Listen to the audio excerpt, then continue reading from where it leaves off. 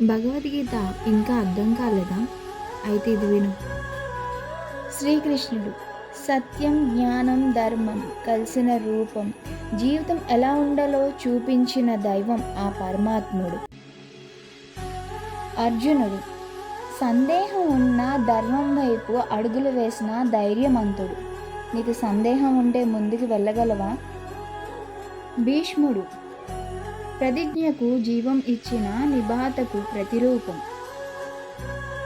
వేదుడు ధర్మం అంటే ఏంటో ప్రతి మాటలోని చూపిన మేధావి. మనం చూపించగలమా? సంజయుడు నిజాన్ని నిర్భయంగా చెప్పిన దృష్టి జ్ఞానం కలిగిన వాడు. యుధిష్ఠుడు ధర్మం కోసం తన జీవితాన్ని అర్పించిన ధర్మరాజు.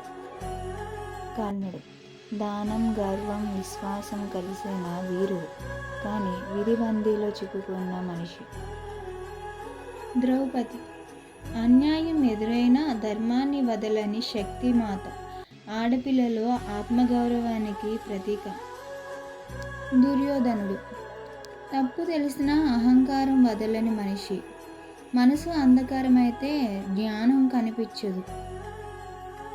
కుంతిమాత బాధలో కూడా భక్తిని కోల్పోని తల్లి, ప్రేమతో నిలిచిన మహాతల్లి.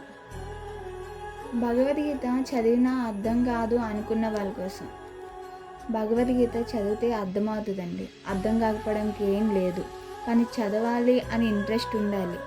నీ కోసం నువ్వు చదవాలి, ఎవరి కోసమో కాదు. భగవద్గీత ఏంటో తెలియాలి అంటే నువ్వు చదివితేనే నీ జీవితం నీకు తెలుస్తుంది.